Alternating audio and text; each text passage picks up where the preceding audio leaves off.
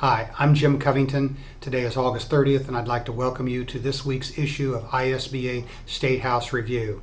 The governor has probably about 70 more bills to take action on in the next week, and I'd like to talk to you about 4 of those bills that he has taken action on that are now law. The first one is Public Act 97-1093 that creates a new probate fee that anytime you open in the state, in any county in the state, you're required to prepay a $100 fee, which is going to go to fund the State Guardianship and Advocacy Commission. This is kind of a new step where a litigant's fee is to fund a state agency, and I'm not entirely sure of the constitutionality of that. It exempts indigents, the state guardian, any state agency, any local public guardian, and any state's attorney. It does a couple other things in this bill too. It allows the court to appoint a limited guardian for a disabled adult who lacks some but not all of the required capacity. If the court finds that the ward is totally without the required capacity, it may appoint a plenary guardian. It also adds some criteria for the termination of the guardianship or modification of the guardianship's duties. That will take effect on January 1 of 2013. The second bill is Public Act 97-1104, introduced by Representative Carol Sente from Lincolnshire and Senator John Milner from West Chicago.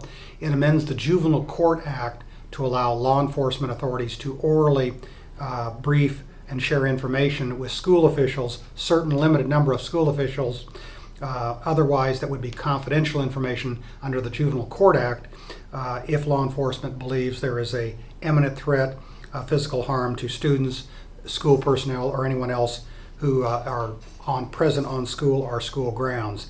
That takes effect January 1 of 2013. Our third bill is sort of a mini rewrite of the Adoption Act. It's Public Act 97-1063. It's sponsored by Representative Sarah Feigenholtz from Chicago and Senator Dave Kaler from the Peoria area.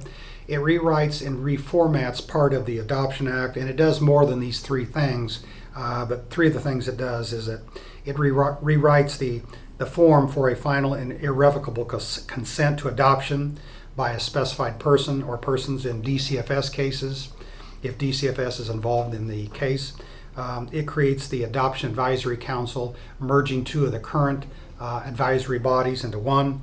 And it also allows the court to waive the statutory time requirements that a child has to be in the physical custody of certain persons before a parent may execute a consent for guardianship in a case in which DCFS is involved.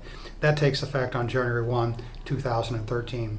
The fourth and final bill is Public Act 97-1095, and it affects disabled adults. And it took effect on August 24th, 2012. It was introduced by Senator Ira Silverstein of Chicago and Representative Sarah Feigenholtz of Chicago.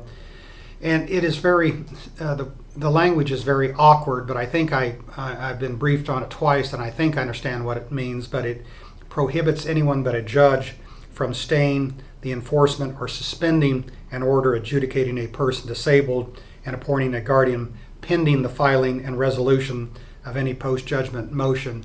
It's been explained to me twice what this language means, and I think it kind of means is they don't want these things to be held up. Only a judge can hold this sort of thing up. Simply filing one of these kind of motions doesn't trigger a stay or a postponing of enforcement. And that, as like I said, is effective now, effective August 24th, 2012. And we will see you next week. Thank you.